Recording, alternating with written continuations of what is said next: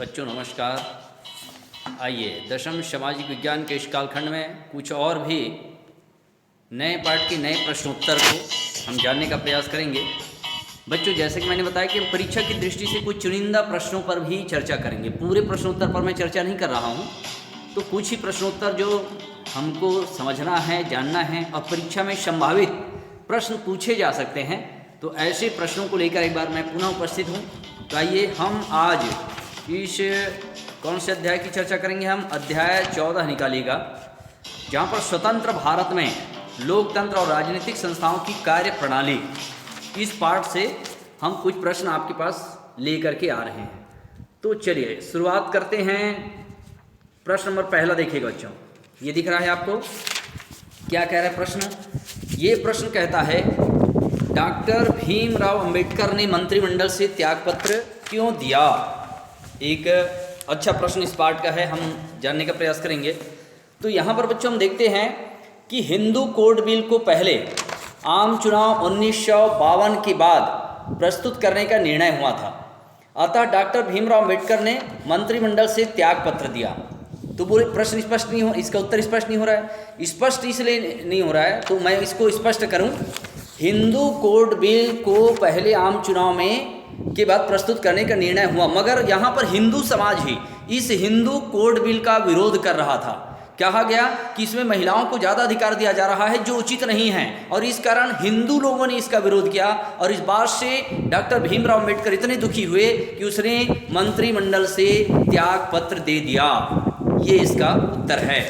चलिए बच्चों, मैंने जो लाल रंग का बिंदी लगाया हुआ है, देखिएगा वहीं पर जो दिख रहा है आपको, प्रश्न नंबर 2 के पहले, हिंदू कोड बिल स्त्री पुरुष समानता में के कौन कौन से अवसर देता है, कह रहा है। तो हम जानने का प्रयास करें। तो इसमें हम देखते हैं हिंदू कोड बिल स्त्री पुरुष समानता के लिए पैतृक संपत्ति में सबको पत्नी हो, पुत्र हो, पुत्री हो, समान भाग या समान अधिकार का अवसर देता है। मतलब इसमें यह कहा गया चाहे वह महिला हो या पुरुष हो, चाहे वो पत्नी हो या पुत्र हो या पुत्री हो, सभी को पैतृक पिता की संपत्ति पर समानता का अधिकार होगा, बराबर का अधिकार होगा। और इस प्रकार से स्त्री पुरुष को समानता का अधिकार मिले, हिंदू कोड बिल में इस बात पर जोर दिया गया था। ये दूसरे प्रश्न का महत्वपूर्ण प्रश्नोत्तर। आइए इसमें और भी प्रश्नोत्तर, मैं तीसरा प्रश्न छोड़ना बच्चों। आइए थोड़ा सा आगे बढ़ते हैं उसी पाठ का। चलिए प्रश्न क्रमांक 4 पर मैं चर्चा करूंगा। प्रश्न क्रमांक 4 क्या करें, भाषा के आधार पर ही प्रदेश पुनर्गठन क्यों किया गया, कारण लिखिए।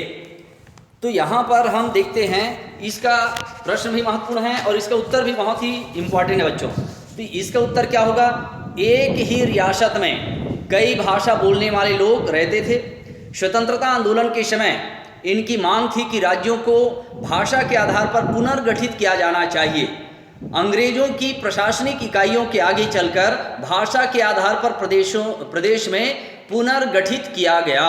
तो इस प्रकार से हम प्रदेश पुनर्गठन की बात यहाँ पर देखते हैं, भाषा के आधार पर इस प्रकार से गठन किया गया। चलिए अब प्रश्न क्रमांक 5वां छोड़ना बच्चों में, 6वें नंबर का प्रश्न देखिएगा, योजनाबद्ध विकास के कारण सरकार की ताकत में वृद्धि कैसे हुई। प्रश्न नंबर 6 देख पा रहे हैं आप। तो इसका उत्तर क्या होगा, योजनाबद्ध विकास के कारण सरकार की शक्ति में वृद्धि हुई, जिसमें पहला है पंचवर्षीय योजनाओं का प्रस्ताव रखा गया। मतलब सरकार बनेगी तो 5 वर्ष के लिए योजना बनेगी विकास की। दूसरी बात, मिश्रित अर्थव्यवस्था की नींव रखी गई। बोले हमारे यहाँ जो अर्थव्यवस्था होगी वह मिश्रित होगी। तीसरी बात देखते हैं, कृषि के लिए सिंचाई योजनाएं बनी। बोले हमारा देश कृषि पर आश्रित है, कृषि भी आश्रित देश होने के नाते हम यहाँ की व्यवस्था में सिंचाई को प्राथमिकता में रखेंगे। फिर चौथी बात और देखते बच्चों, औद्योगिक विकास से कृषि पर भार कम हुआ। मतलब हमारे देश में उद्योग धंधों, कल कारखानों को भी बढ़ावा दिया गया, और इससे हम पहले जो कृषि पर ही निर्भर थे उसमें कुछ निर्भरता में कमी आने लगी, और अब उद्योग धंधों का भी विकास होने लगा। ये इसका उत्तर है। 7वां प्रश्न छोड़ रहा हूँ, 8वां संविधान निर्माण, इसको छोड़ रहा हूँ बच्चों। पंडित जवाहरलाल नेहरू ने विदेश नीति, हाँ 10वें नंबर के प्रश्न पर मैं ध्यान चाहूँगा, महत्वपूर्ण प्रश्न देखिएगा क्या कह रहा है, मैं बड़ा करने का प्रयास करूँ इसको।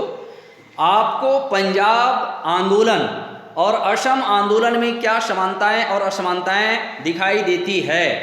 तो बच्चों पंजाब आंदोलन और असम आंदोलन में हम देखते हैं समानता पहले देखें तो पहली बात स्वायत्तता की बात कही गई है, दूसरी बात संसाधनों का स्वयं दोहन करें, तीसरी बात विदेशी हस्तक्षेप, गैर राज्यों का हस्तक्षेप नहीं होना चाहिए। ये हम पंजाब आंदोलन और असम आंदोलन में समानता देखते हैं। परंतु अंतर क्या है, असमानता क्या है, तो रोजगार की लड़ाई, फिर क्षेत्रीय दलों को महत्व दिया गया, पंजाब का सेना में स्थान, असम का विदेश नागरिकों का निकालने का आंदोलन, इस प्रकार से दोनों में असमानताएं देखने को मिलता है। फिर प्रश्न क्रमांक 11, संविधान ने हिंदी को राष्ट्रभाषा का स्तर क्यों प्रदान किया, कारण बताइए। एक अच्छा प्रश्न है यहाँ से। भाषाई राज्य पुनर्गठन पहली आवश्यकता थी बच्चों, और हिंदी का राष्ट्रभाषा स्तर देने से भाषाई आंदोलन बढ़ने की संभावनाएं थी। भाषावार राज्य गठन के बाद हिंदी भाषी लोगों की गणना करने के लिए यह कार्य विलंबित किया गया, ये इसका उत्तर है। और 12वां प्रश्न छोड़ रहा मैं, 13वें नंबर पर ध्यान दीजिएगा बच्चों। आपको मालूम है हमारे देश में आपातकाल लागू हुआ था, और ये आपातकाल मैंने कक्षा जब आपका ऑफलाइन क्लास हम चला रहे थे तो उस समय भी इस बारे में मैंने चर्चा किया। तो यहाँ से प्रश्न कह रहा है आपातकाल क्या है। फिर 1975 से 1977 के बीच आपातकाल में शासन ने क्या क्या अलोकतांत्रिक कार्य किए, ये इंपॉर्टेंट क्वेश्चन। अब इसका उत्तर क्या है, तो बच्चों इसका उत्तर हम देखते हैं 1975 में सरकार का यह मानना था कि देश में बढ़ रहे आंदोलन से देश में अशांति, अराजकता और अस्थिरता का खतरा उत्पन्न हो रहा है, अतः देश को बचाने के लिए आपातकाल की घोषणा आवश्यक है, जिसे हम इमरजेंसी कहते हैं। और बच्चों उस समय इंदिरा गांधी हमारे देश की प्रधानमंत्री थी 1975 में, और उसी के कार्यकाल में आपातकाल लागू किया गया।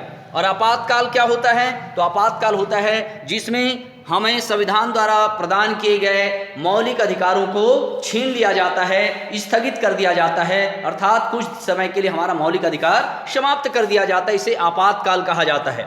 फिर 1975 से 77 आपातकाल में किए गए अलोकतांत्रिक कार्य क्या क्या हैं, तो पहली बात तो देखते हैं विपक्षी नेताओं को जेल में बंद कर दिया गया, दूसरी बात देखते हैं प्रेस की स्वतंत्रता को समाप्त कर दिया गया, तीसरी बात आंतरिक सुरक्षा अधिनियम के तहत नेताओं की गिरफ्तारी कर ली गई। अब ऐसा संभव क्यों हुआ बच्चों, ये ऐसा इसलिए संभव हुआ क्योंकि आपातकाल में सभी लोगों के मौलिक अधिकार स्थगित कर दिए जाते हैं। आप कोई आम सभा नहीं कर सकते, भाषण नहीं दे सकते, जुलूस नहीं निकाल सकते, समाचार पत्र पर बैन कर दिया गया, मतलब हमारे जितने भी अधिकार हैं उन सभी अधिकारों को समाप्त कर दिया जाता है, कुछ समय के लिए छीन लिया जाता है, स्थगित कर दिया जाता है, और इसे ही आपातकाल कहा जाता है।